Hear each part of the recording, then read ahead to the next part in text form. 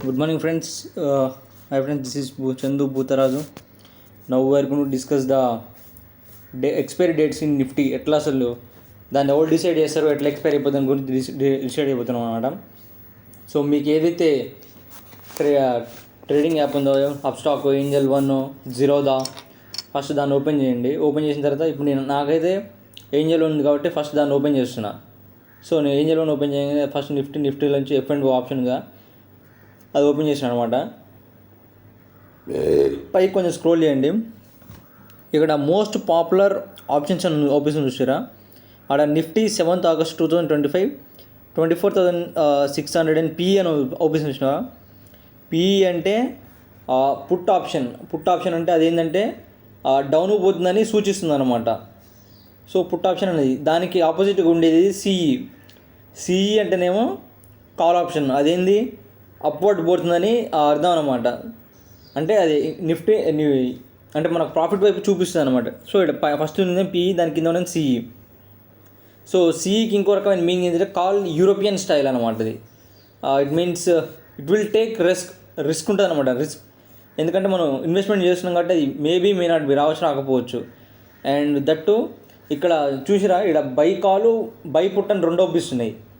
So by call అంటేనేమో will buy, it will go up, అది CE అనమాట. అంటే ఇప్పుడు మనం ఎట్లా నమ్ముతాం అంటే దాంట్లో కొంటే అది పైకి పోతున్న ఆశంతో కొంటాను అనమాట. బై పుట్ అంటేనేమో డౌన్ ఫాల్ పోతుందని సూచిస్తుంది. సో ఇప్పుడు మనం స్క్రోల్ చేస్తే ఈ నిఫ్టీ ఎన్ని ఉన్నాయి ఆర్డర్స్, 4-5 దాకా ఉన్నాయి. దీంట్లో 2 టైప్స్ ఉన్నాయి. ఒకటేమో ఈడో ఆప్షన్ ట్రేడింగ్ ఉంది, ఇంకోటేమో వచ్చేసి అది ఉంది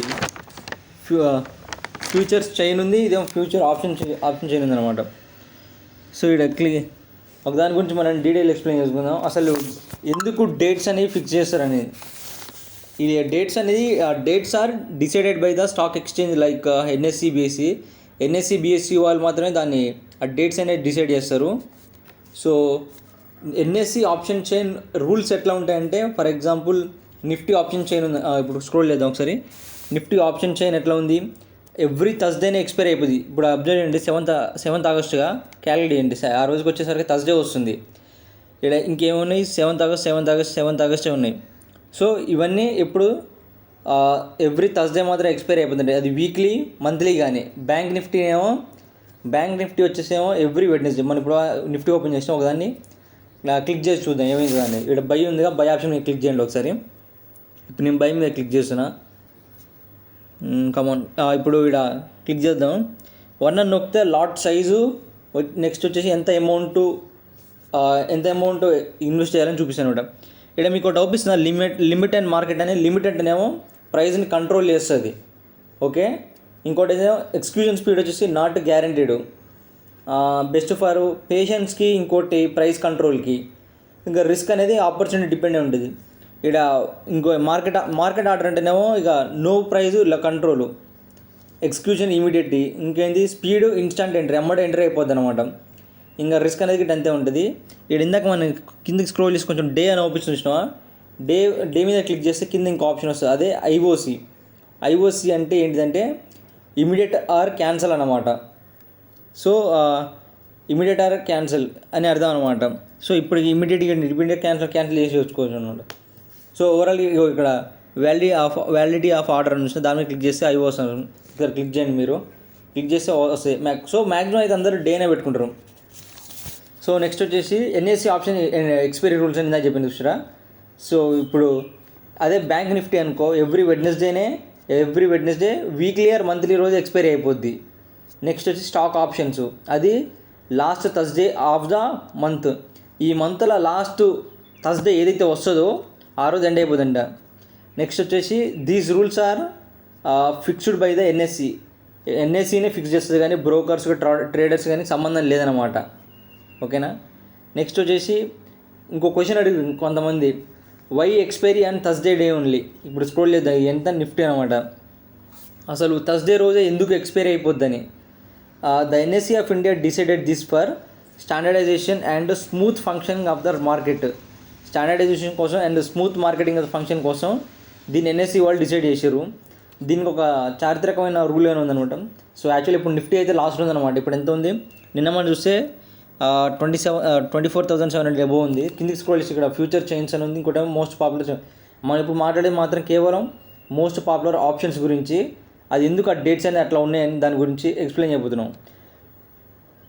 వేరే దాని గురించి మనం డిసైడ్ చేయట్లేం.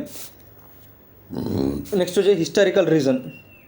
అసలు థర్స్డే రోజు ఎందుకు ఎక్స్పైరీ? ఇక్కడ 7th August 2025 అదే అవుపిస్తుందిగా. అసలు ఎందుకని monthly options are used to expire on the last Thursday of every మంత్లో ఉన్న లాస్ట్ థర్స్డేగా ఎక్స్పైరీ అయిపోయింది. అది మోస్ట్లీ ఆప్షన్స్ అనమాట.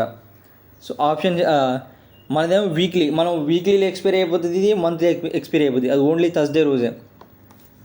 NSC fixed Thursday weekly expiry for consistency. Thursday రోజే ఎక్స్పైరీ అవ్వడం వల్ల అది కన్సిస్టెన్సీని మెయింటైన్ చేయడం కోసం అని ఎన్ఎస్సి వాళ్ళు అట్లా డిసైడ్ చేశారు.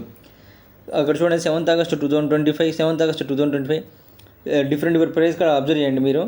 అన్నిటికంటే 7th August, ఆ 7th August ఏంటి థర్స్డేనే వస్తుంది మనకి. నెక్స్ట్ వచ్చేసి రీజను, దాని ఎక్స్ప్లెనేషన్ ఒకసారి చూసుకుందాం మనం. Mid week stability. ఇప్పుడు థర్స్డే అనేది ఎట్లా ఉంటాయి, వారానికి మధ్యలో ఉంటుంది. Thursday is between Monday to Friday. ఓవరాల్గా చూసుకుంటే less volatility then Monday to Friday. యాక్చువల్గా మార్కెట్ ఎప్పుడు మండే టు ఫ్రైడే స్టార్ట్ అవుతుంది. సో ఫ్రైడే కంటే ముందు ఏముంది, థర్స్డే రోజే ఉంది. థర్స్డే రోజు వాలటిలిటీ అని ఎక్కువ ఉంటుంది. వాలటిలిటీ అంటే రేపు మార్కెట్ అయిపోతున్న విషయంతో కొంతమంది బయ్యర్స్ సెల్లర్స్ కానీ మార్కెట్ని ఎటైనా మూవ్ చేయొచ్చు అనమాట. ఇంకోటి వచ్చి క్లియరింగ్ టైం అంటే దీంట్లో ఏంది, after expiry clearing and settlement happens on Friday giving time before the weekend. So Friday రోజు మ్యాక్సిమం మనం ఒకసారి ఇదేం మనం చూద్దాం ఎన్ని రకాలు ఉన్నాయి. ఇది బ్యాంక్ ఇంకోటి బ్యాంక్ నిఫ్టీకి వచ్చేసిన వెడ్నెస్డే గుర్తుపెట్టుకోండి. Weekly or monthly. వీక్లో ఏ వెడ్నెస్డే వచ్చినా ఆటోమేటిక్గా ఆ డేట్ అనేది ఎక్స్పైర్ అయిపోతుంది. ఆ డేట్ స్టార్ట్ అయ్యి ఎన్ఎస్సి ఇవ్వాలి. మళ్ళీ ఒకసారి మనం నిఫ్టీ కాడికి వచ్చేద్దాం. అండ్ ఇప్పుడు ఇందాక ఏం చెప్తున్నా, క్లియరింగ్ టైం అనేది ఆఫ్టర్ ఎక్స్పైరీ క్లియరింగ్. ఫ్రైడే రోజు మార్కెట్ అయిపోయింది. దానికంటే ముందు రోజు ఏంటి, థర్స్డే. ఫ్రైడే రోజు మొత్తం క్లియర్ చేస్తారనమాట.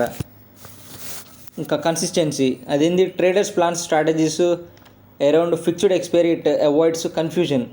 కన్సిస్టెన్సీ ఇట్లా మెయింటైన్ చేయడం వల్ల దాంట్లో ఉన్న కన్ఫ్యూజన్ అనేది క్లియర్ అవుతుంది అనమాట. ఇంకా గ్లోబల్ ప్రాక్టీస్ అంటే ఇంటర్నేషనల్ వైజ్ చూసుకుంటే మాత్రం many global markets like USA, UK also use Thursdays for index options expiry. So all over వరల్డ్లో ఉన్న ప్రతి ఒక్క మార్కెట్ గిట్ట ఈ థర్స్డేనే చూస్ చేసుకున్నాయి. ఎందుకంటే వీక్లో మిడిల్లో ఉంది అండ్ దట్టు ఫ్రైడే కంటే ముందు రోజు ఉంది. ఫ్రైడే రోజు ఆల్మోస్ట్ అందరి యొక్క సెటిల్మెంట్స్ అయిపోతాయి. థర్స్డే రోజు మార్కెట్ బయ్యర్స్ కానీ సెల్లర్స్ కానీ ఎటు నుంచి ఎట్టైనా మూవ్ చేయొచ్చు అనమాట. అందుకే థర్స్డేని తీసుకుర్రు. దేనికంటే ఎక్స్పైరీ డేట్ కోసం. అంటే మనకు మంత్లో ఎన్ని థర్స్డేలు వస్తే అన్ని ఎక్స్పైరీ డేట్స్ వస్తాయి అన్నమాట. సో అర్థమైంది అనుకుంటున్నా. దీంట్లో ఎందుకు ఇట్లా ఉంటుంది అన్నమాట. సిఈ అంటేనేమో కాల్ ఆప్షన్. దీన్ని ఎట్లా అంటే యూరోపియన్ స్టైల్ అనమాట.